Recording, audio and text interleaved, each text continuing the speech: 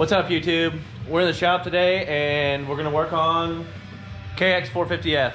It needs a valve adjustment and I'm gonna show you how to do it and how easy it is. Come on. All right, guys, first off, I removed the seat and the tank. If you can't do that, this job isn't for you. All right, guys, next up, we're gonna remove these caps from the stator side cover so we can turn our flywheel, set our timing. And this one right here is gonna allow us to see the timing mark inside. Next up, come on you. These can be a booger sometimes. We are going to move this out of the way. We're gonna take our 5/8 and we're gonna remove this spark plug.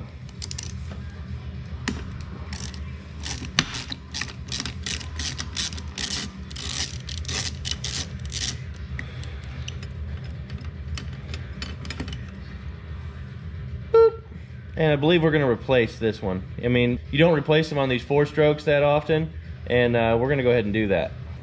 Now we're gonna remove these 3 little bolts with our Allen.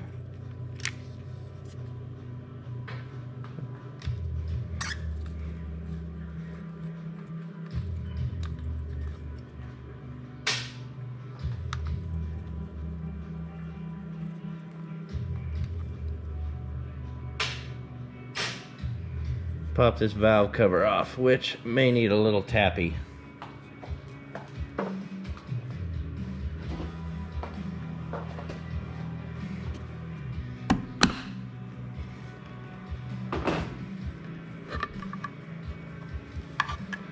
Ta-da! All the scary stuff inside, right? Okay, now I've set my timing on the compression stroke. So you've got, on these, you have a mark here, and then there's a little line right underneath there, and they both line up with the top of this head where the valve cover sits. And then down here, I don't know if you guys can see it in there, but there's a little mark on the flywheel that lines up with this notch, and that lets you know that you're on the compression stroke. So if you've lined your mark up inside of here, and these little marks aren't on the outside, but they're on the inside, then you're not on the compression stroke. It'll be every other revolution of the engine that these will be on where they're supposed to be. Next, we're gonna remove the timing chain tensioner. Timing chain. And I'd suggest breaking this at least loose in the middle before you remove this part, because it's kind of hard to hold this in your hand and loosen that. So that's just my 2 cents.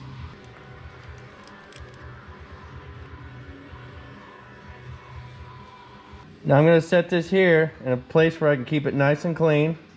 With any of this stuff you take out and put back in, you're going to want to make sure you keep it clean, because you don't want any grit or debris in your oil or in your motor. It's just bad news. Also, make sure you watch far enough into the video that you see how to put this in, or at least go to it, because it doesn't just go right back in the hole. There's kind of a trick, and I'll show you how it goes. But it could cause a lot of damage if you do it the wrong way. Alright guys, a little explanation as to what I've done so far. Pulling, well, one, you have to set your timing so that all of your valves are loose. That means all the 4 valves are closed. That's where you're going to be able to check them, and that's where you make your settings. Another thing is I pulled the spark plug out. Why did I pull the spark plug out? Well, when I turn the engine over, it'll build compression, and I've literally had it where I didn't pull the spark plug, and then I pull the timing chain tensioner off, and then it goes and it turns itself over just enough that it pulls everything out of time, and that's a real pain in the butt. So this is the way that I do it and the order that I do it, and I think it's the way that most people do it. Alright guys, now I'm going to go ahead and check this. You're going to need your feeler gauge. This one is a, see, 0.178. There's plenty of room on that one. So I know that it's still in spec. And this one here, just a smidgen tight. We might go up 1 on it. Now these are exhaust valves, and their minimum is a 0.15, and it's too tight to get that in there.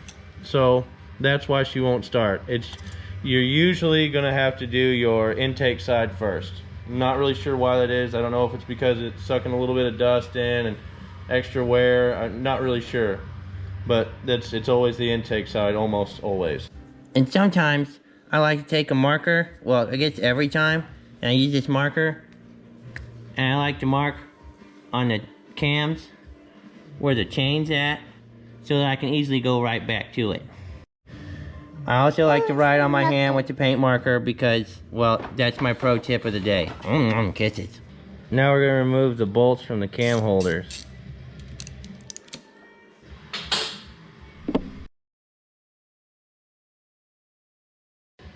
Alright, you want to gently remove your cam holder.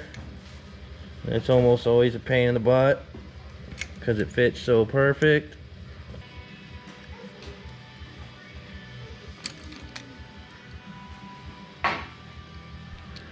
And remember, there's an O-ring underneath the bottom of this, at least on these Kawasaki's. Most of them are going to have it.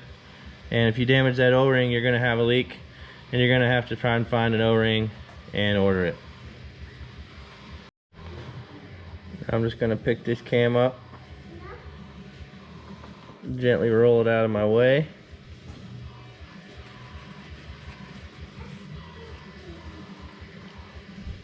Dab some of the oil off the top of the bucket.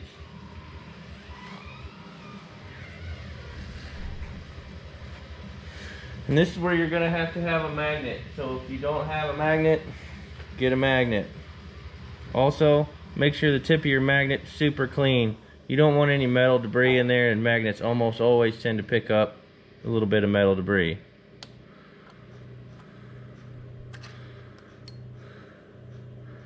Bucket number 1.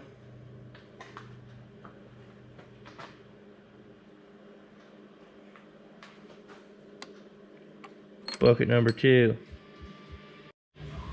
Alright, now I remember where these go in relation to the bike. They're here and they go back like that. If you can't separate them and know exactly where they're going to be or where they came from, because you want these to go exactly back where they came from, you're going to want to do them one at a time. So this one had a 2.45 millimeter, and what we're going to do is we're going to go to the next smaller size, which would be a 2.40. 2.40 goes right here. Put it back down in this little hole there. And then we can replace the bucket.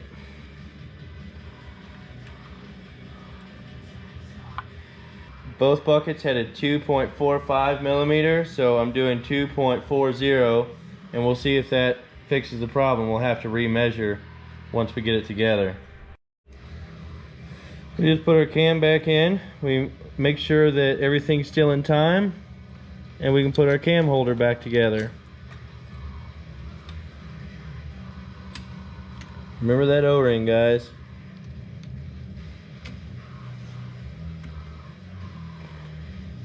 If you pinch that O-ring in there, she's gonna bleed oil.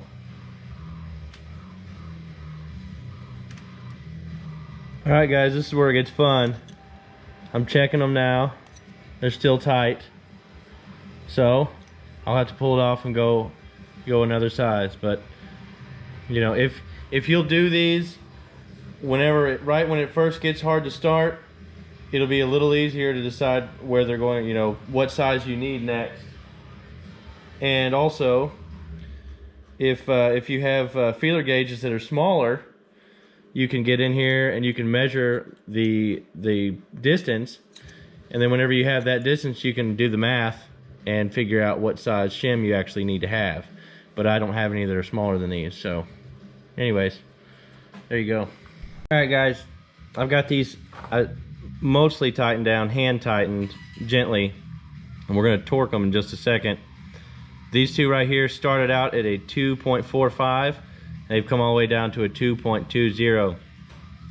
And this one right here was a little bit snug, not bad.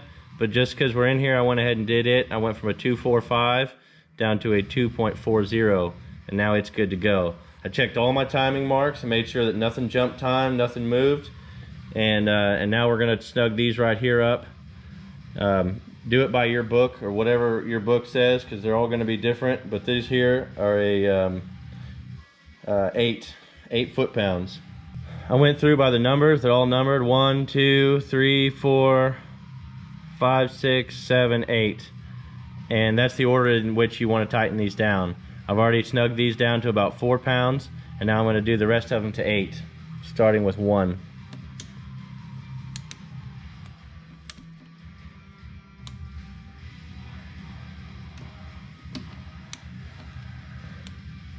I'm sure they make a tool for this that goes in this little hole here on the back, but all I have is a little screwdriver. So what I'm going to do, you can only turn it one direction. If you turn it the wrong direction, they say you'll ruin it.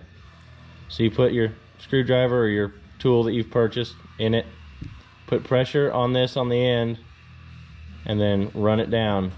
This one, this one goes clockwise.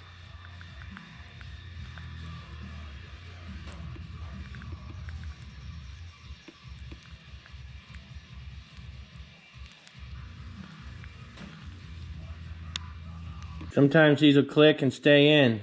This one did. And as long as it doesn't pop and come back out, I'm going to go ahead and put it in like this. You may have to leave the screwdriver in the end of it or your tool to keep it from going back in. And drop your nuts and bolts. No, don't do that. I also marked the outside of this one so I knew exactly which way I took it out. It's just a pencil mark. And I can wipe it right off of there.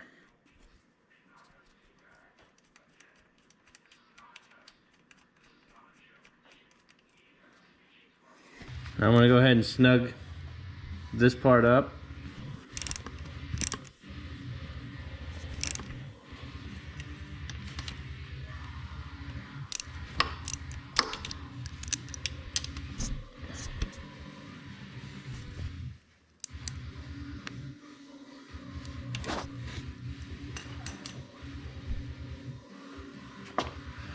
Now I'm going to put my screwdriver back in there gently. I'm going to slowly back it back down until it sits nice and tight. Which it'll set itself there. You don't want to try and tighten it in that direction. It'll just stop. There it is. And don't forget your little cap that goes on the end. If you put this thing in without lowering that that little arm, what's going to happen is you're going to force it in there with when you tighten these nuts, and that's going to stretch your cam chain. It's going to mess up timing, and it could cause a lot of damage. So you want to make sure you do that right. Now we're going to put our valve cover back on. You can reuse this gasket. Everybody does. Your book will tell you to replace it. But they'll also tell you to replace everything on your bike like every hour, hour and a half. So, that doesn't make any sense to replace your engine every hour and a half or 2 hours. Alright, well it's Sunday afternoon, so I'm not going to be able to go buy a new spark plug for this. I'm just going to go ahead and put this one back in just to be able to start it, make sure everything works. And we'll change that when I can run to Yamaha of Harrison and buy another one.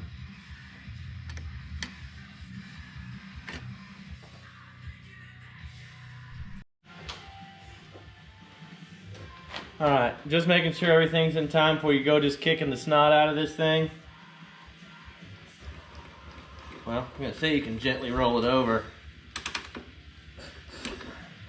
and make sure that nothing locks up. You don't want your piston slapping into your valves.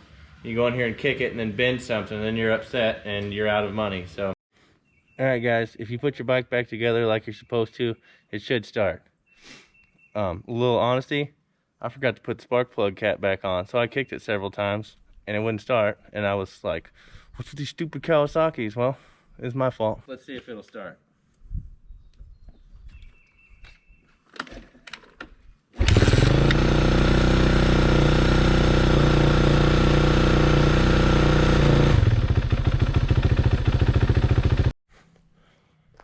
All right, guys, well, it's ready to go. So other than putting that plug in it, which I'll have to get one tomorrow or Tuesday. Bike shops ain't open on Monday. So anyways, I hope that was really helpful to you guys. I hope it shows you guys it's actually really easy to do, and it's not that big a deal. So do it and do it right. If you like this video, remember to pound that like button, subscribe, and we'll have some more videos for you. Thanks, and God bless. Check you later. All right, guys, so I started by taking the seat and tank off of it. If you can't do that, this may not be that easy for you. You should know how to do that. Let's not say that to people.